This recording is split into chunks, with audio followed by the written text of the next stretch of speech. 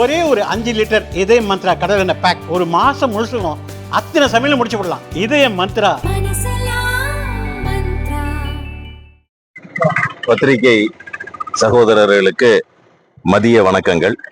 இன்றைய தினம் திருப்பூர்னுடைய எஸ்பி அலுவலகத்தில் திருப்பூர் சுற்றி இருக்கக்கூடிய பல்வேறு பிரச்சனைகள், அதை வைத்து நடக்கக்கூடிய பல்வேறு மக்கள் பிரச்சனைகள், சட்டம் ஒழுங்கு பிரச்சனைகள், இதை குறித்து எஸ்பி அவர்களிடம் நேரிலே இன்றைக்கு திருப்பூர் வடக்கு மாவட்ட தலைவர் KCMB ஸ்ரீனிவாசன் அவர்களுடைய தலைமையில வந்திருக்கின்றோம். பல்வேறு கோரிக்கைகள், அதனோடு சேர்ந்து இங்கே நடக்கக்கூடிய பல்வேறு பிரச்சனைகளை கூட அவரிடத்துல மனுவாக கொடுத்திருக்கின்றோம். குறிப்பாக கடந்த சில நாட்களுக்கு முன்னாலே ஒரு துயரமான சம்பவம் நம்முடைய பகுதியிலே நடந்தேறியது. சகோதரி ரிதன்யா அவர்களுடைய இறப்பு. அதிலே எந்த அரசியல் தலையீடும் இருக்கக்கூடாது அப்படிங்கிறது முதல் கோரிக்கை. அதிலே எதிர்தரப்புல இருக்கக்கூடிய அவர்களுடைய பெற்றோர் ஒரு குறிப்பிட்ட ஒரு அரசியல் கட்சியை பின்புலமாக வைத்திருக்கக்கூடிய நபர், பணபலம் இருக்கக்கூடிய நபர், செல்வாக்கு மிக்கவர். எதிர்தரப்புல இருக்கக்கூடிய பாதிக்கப்பட்ட அந்த பெண் வீட்டார் ஏதோ ஒரு இடத்துல நிர்பந்திக்க கூடும் என்று அவர்கள் அஞ்சுகிறார்கள். அவர்கள் கூட பாரதிய ஜனதா கட்சியின் நபர்களை சந்தித்து எனக்கும் மாநில தலைவர் நயினார் நாகேந்திரன் அண்ணன் அவர்களுக்கும் திரு முன்னாள் தலைவர் அண்ணாமலை அவர்களுக்கும் தனித்தனியாக மனுக்களை கூட கொடுத்திருக்கின்றார்கள். நாங்களும் நிச்சயமாக சரியான முறையில இந்த வழக்கு செல்ல வேண்டும் அப்படிங்கிறதுல நாங்கள் துணை நிற்போம் அப்படின்னு அவர்களுக்கு உறுதியளித்திருக்கின்றோம். என்ன தேவைகளா இருந்தாலும் சரி, என்ன உதவி தேவைப்பட்டாலும் சரி சொல்லுங்க, நாங்க அதை செய்வதற்கு கடமைப்பட்டு இருக்கின்றோம் என்கின்ற அந்த தைரியத்தை நாங்கள் கொடுத்திருக்கின்றோம். எந்த ஒரு அரசியல் தலையீடும் இல்லாமல் இந்த வழக்கு செல்ல வேண்டும் அப்படிங்கிறது அந்த கோரிக்கையை இந்த மனுவிலே நாங்கள் குறிப்பிட்டிருக்கின்றோம். அதுபோல நம்முடைய திருப்பூர் பகுதியில, சுற்றுவட்டார பகுதியில கந்துவெட்டி கொடுமை அதிகமாகி கொண்டிருக்கின்றது. அதாவது எங்கெல்லாம் யாருக்குமே பின்புலம் இல்லாத நபர்கள் யார் அப்படின்னு கண்டறிந்து அவர்களை கண்காணித்து அவர்களுக்கு என்ன சொத்து இருக்கிறது, அதையெல்லாம் எப்படி கொள்ளையடிக்கலாம், போலியாக எப்படி எல்லாம் பத்திரம் தயாரிக்கலாம் அப்படிங்கிறது ஒரு பெரிய ஒரு மாஃபியா கும்பலே திருப்பூர் பகுதியில சுற்றி கொண்டிருக்கின்றது. அந்த சுற்றி கொண்டிருக்கின்ற அதுல பல்வேறு நபர்கள் பாதிக்கப்பட்டிருக்கின்றார்கள். எங்கே போய் சொல்லுவது அப்படின்னு தெரியாம பல்வேறு நபர்கள் பாதிக்கப்பட்டிருக்கின்றார்கள். பாரதிய ஜனதா கட்சியிடம் முறையிட்டு இருக்கின்றார்கள்.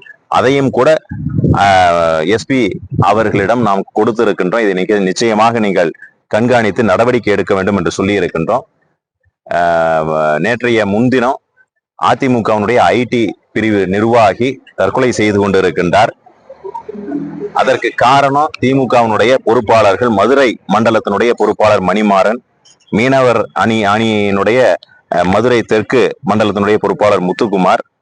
அதே போல இவர்கள் அந்த தொழில் ரீதியாக அதிக அளவில் இவரை டார்ச்சர் செய்திருக்கக்கூடிய பவித்ரா ஏஜென்சிஸ், பவித்ரா ட்ரேடர்ஸ், பழனியை சார்ந்த நபர்கள் என்று அவருடைய ஆடியோ பதிவிலே குறிப்பிட்டிருக்கின்றார். அதே போல திமுகவை சேர்ந்த தாராபுரத்தை சேர்ந்த செந்தில் இவர்களெல்லாம் சேர்ந்து, அதே போல ராஜபாளையத்தை சேர்ந்த BD ஏஜென்சிஸ், ராஜபாளையத்தை சேர்ந்த MDS ட்ரேடர்ஸ் அதனுடைய உரிமையாளர் ஸ்ரீனிவாசன், இவர்களெல்லாம் சேர்ந்து இவர்களுக்கு அதிகமாக டார்ச்சர் கொடுத்து என்னுடைய இறப்புக்கு அவர்கள்தான் காரணம் என்று ரொம்ப உருக்கமாக ஒரு ஆடியோ பதிவை போட்டு அவர் தன்னுடைய உயிரை மாய்த்திருக்கின்றார் என்று சொன்னா இது புதிது கிடையாது.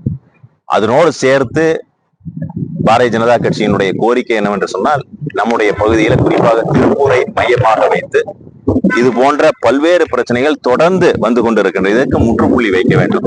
கட்ட பஞ்சாயத்து செய்யக்கூடிய நபர்கள் யாராக இருந்தாலும் சரி கடுமையாக நடவடிக்கை எடுக்க வேண்டும்.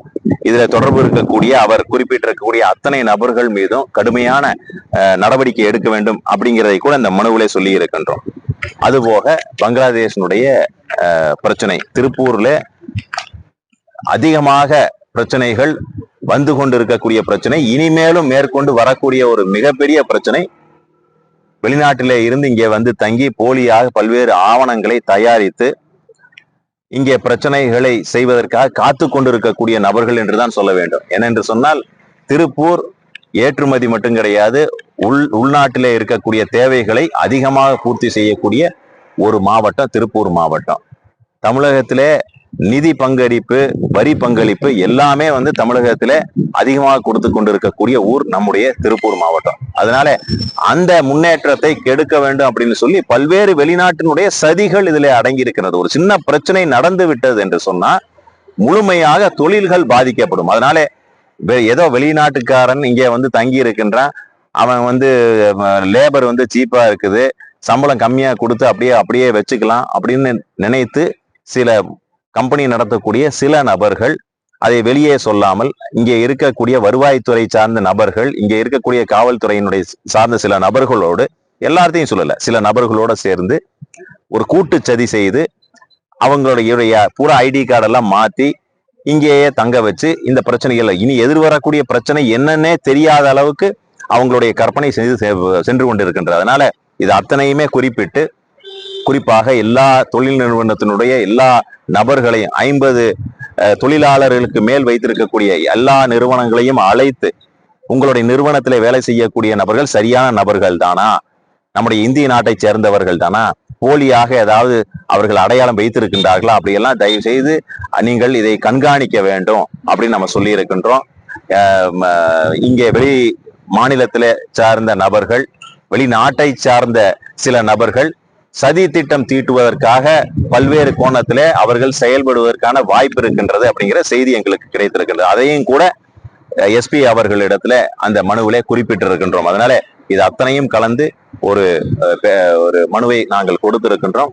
தொடர்ந்து பாரதிய ஜனதா கட்சியை பொறுத்த வரைக்கும் என்னெல்லாம் எங்கள் தரப்பிலே அவர்களுக்கு என்னெல்லாம் கொண்டு போய் அவர்களுக்கு உதவி செய்ய முடியுமோ அதையும் கூட நாங்கள் கொடுப்பதற்கு தயாராக இருக்கின்றோம். மொத்தத்துல திருப்பூர்ல எந்த பிரச்சனையும் இருக்கக்கூடாது, தொழில் அபிவிருத்தி நடக்க வேண்டும், இங்கே இருக்கக்கூடிய நபர்களை கண்காணிக்க வேண்டும் அப்படிங்கிறது ஒரு பிரதானமான கோரிக்கை. மக்கள் நிம்மதியாக வாழ வேண்டும், கட்ட பஞ்சாயத்து இல்லாத ஒரு மாநிலமாக நம்முடைய மாநிலம் இருக்க வேண்டும், குறிப்பாக திருப்பூர் இருக்க வேண்டும் அப்படிங்கிறது நாங்கள் சொல்லி இருக்கின்றோம்.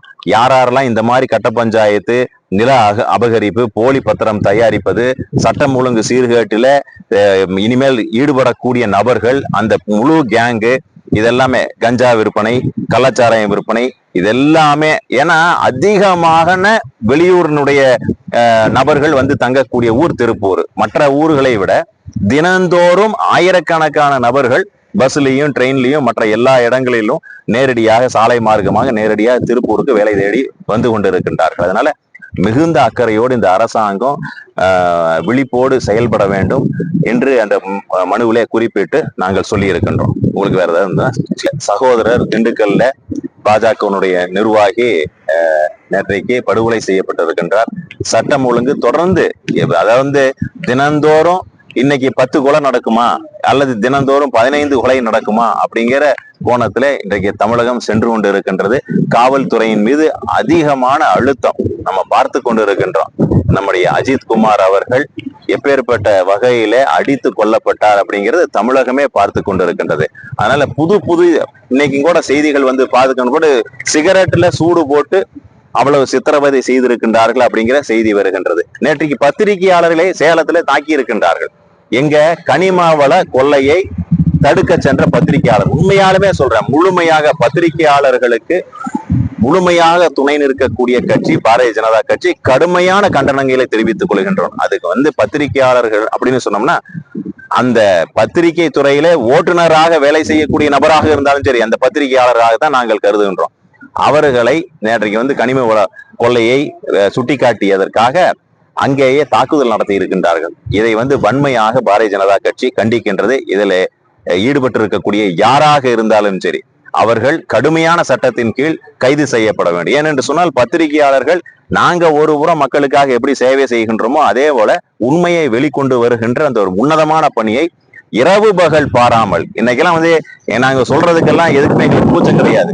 மற்ற நபர்களுக்கு என்ன சம்பளம், பத்திரிகையாளர்களுக்கு என்ன சம்பளம் அப்படிங்கிறதுக்கு எங்களுக்கு தெரியும். எப்படி அவர்கள் அதையும் தாண்டி இந்த மண்ணுக்காக ஏதாவது ஒரு விஷயத்தை கொண்டு வந்து சேர்க்க வேண்டும் அப்படின்னு உழைத்து கொண்டு இருக்கின்றார்கள். அவர்களை ஏன் அதை பத்திரிகை துறையை விட்டுட்டு வேற இடத்துக்கு போனாங்கன்னா இதை விட 3 மடங்கு சம்பளம் கிடைக்கும்.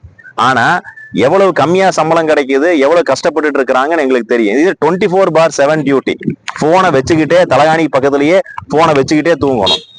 உடனடியாக செய்தியை கொண்டு போய் சேர வேண்டும். இதை தாண்டி பிரச்சனையை செய்து அவர்களுடைய உயிருக்கு உத்தரவாதம் இல்லை, பிரச்சனைகள் அப்படின்னு சொன்னோம்னா இது கடுமையான கண்டனத்துக்குரிய விஷயம். அதனால பாரதிய ஜனதா கட்சி முழுமையாக துணை நிற்கும். இனி வரக்கூடிய காலகட்டத்துல இது போன்ற சம்பவங்களை தடுக்க வேண்டும், நிறுத்த வேண்டும் அப்படிங்கிற கோரிக்கை கூட நாங்கள் வைக்க விரும்புகின்றோம்.